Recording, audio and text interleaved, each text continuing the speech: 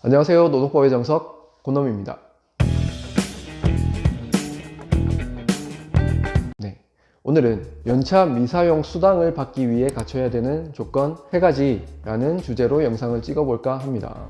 이 연차 미사용 수당이라는 거는요, 간단히 설명을 드리면 연차 휴가가 발생을 하고 이 발생한 연차 휴가를 사용 기간 내에 사용을 하지 못하고 남아있는 개수가 있으면 그거를 수당으로 정산받는 것, 이거를 연차 미사용 수당이라고 말씀을 드릴 수가 있겠습니다.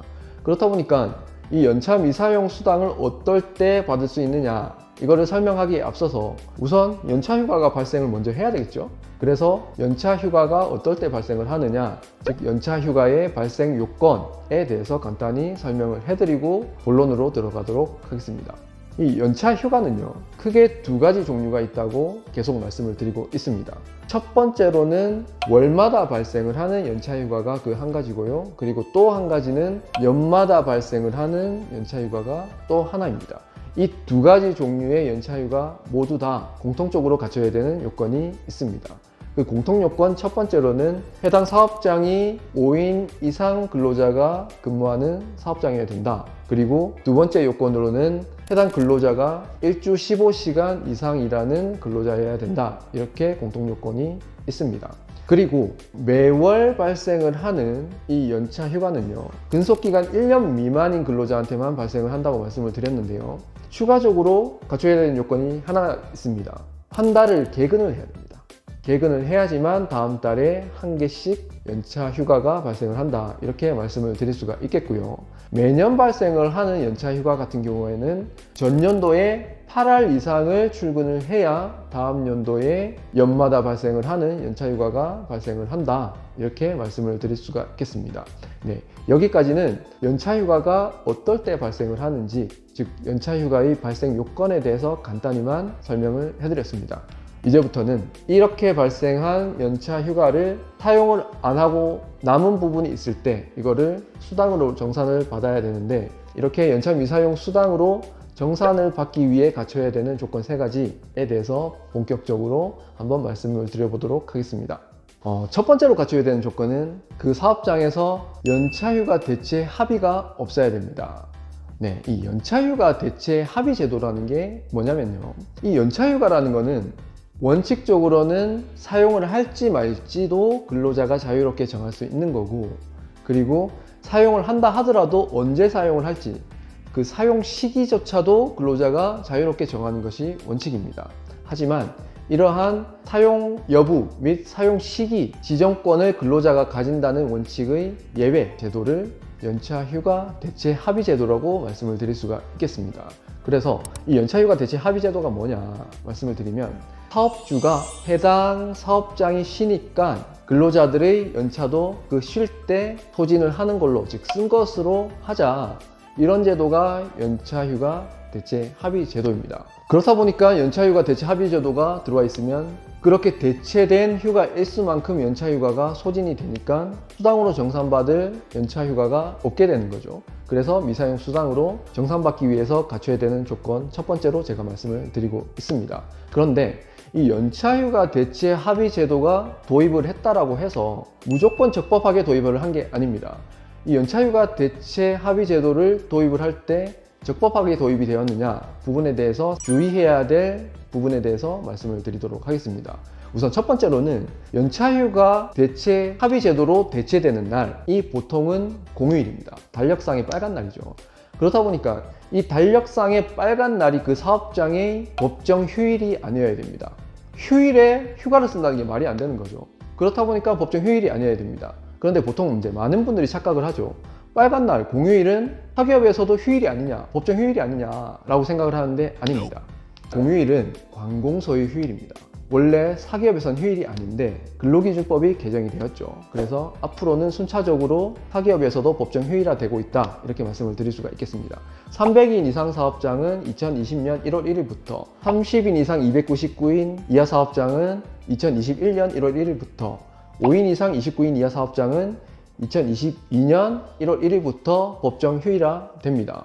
그렇다 보니까 법정 휴일화되는 시기부터는 그때부터는 연차휴가 대체 합의 제도를 도입을 하더라도 효력이 없다, 이렇게 말씀을 드릴 수가 있겠습니다. 그리고 두 번째 주의를 할 점은요, 어떤 오류를 많이 범하시느냐, 근로자 대표가 아닌 개별 근로자와의 서면 합의로 연차휴가 대체 제도를 도입을 하는 사업장이 정말 많습니다.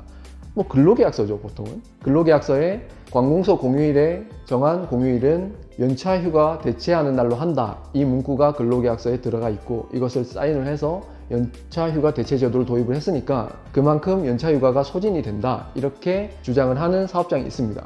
하지만 안 됩니다. 분명히 법에서는 근로자 대표와의 서면 합의를 거치도록 되어 있다 보니까 개별 근로자와의 서면 합의만 있다라고 하면은 효력이 없다, 이렇게 말씀을 드릴 수가 있겠습니다. 그리고 다음으로 또 주의해야 될 점, 근로자 대표의 자격입니다. 근로자 대표라는 거는 근로자들의 이익을 대변하는 사람이어야 됩니다. 그렇다 보니까 사용자성이 있는 사람은 근로자 대표의 자격이 없습니다. 그런데 이런 사업장이 굉장히 많은 거죠. 사장님의 동생이라든가 아니면 뭐 인사부장이라든가 무슨 경영이사라든가 이런 사람들을 근로자 대표로 선출을 해놓고 그 사람들과의 서면 합의를 통해서 연차휴가 대체 제도를 도입하는 사업장이 있다는 겁니다. 이런 경우는 근로자 대표의 자격이 없는 사람이 근로자 대표와의 서면 합의를 한 거기 때문에 역시 연차휴가 대체 합의의 효력이 없다, 따라서 연차휴가는 소멸하지 않는다, 이렇게 말씀을 드릴 수가 있겠습니다. 네, 여기까지는 갖춰야 되는 첫 번째 조건을 말씀을 드렸죠. 그러니까 연차휴가 대체 제도를 도입을 해서 소진되는 연차휴가가 없어야 된다, 이렇게 말씀을 드렸는데요. 두 번째로는 이렇게 연차휴가 대체 합의 제도를 도입을 해서 소진되는 연차휴가가 없었을 때 당연한 얘기긴 한데 내가 연차휴가를 사용을 안 해야 됩니다. 연차휴가를 사용을 하면은 연차 미사용 수당으로 정산을 못 받죠. 그렇으니까 두 번째로 말씀을 드리는 부분은 좀 웃긴 얘기긴 하지만 내가 연차휴가를 사용을 하지 않아야 된다. 네, 이게 두 번째 갖춰야 되는 조건입니다. 그리고 다음으로는 세 번째 조건을 말씀을 드릴 텐데요. 앞에서 내가 연차휴가를 사용을 안 했다 보니까 남아있는 연차휴가가 있죠. 그래서 이 휴가만큼 연차 미사용 수당으로 정산을 받을 수 있을 것 같은데 마지막 관문이 하나 더 남았습니다. 그게 뭐냐?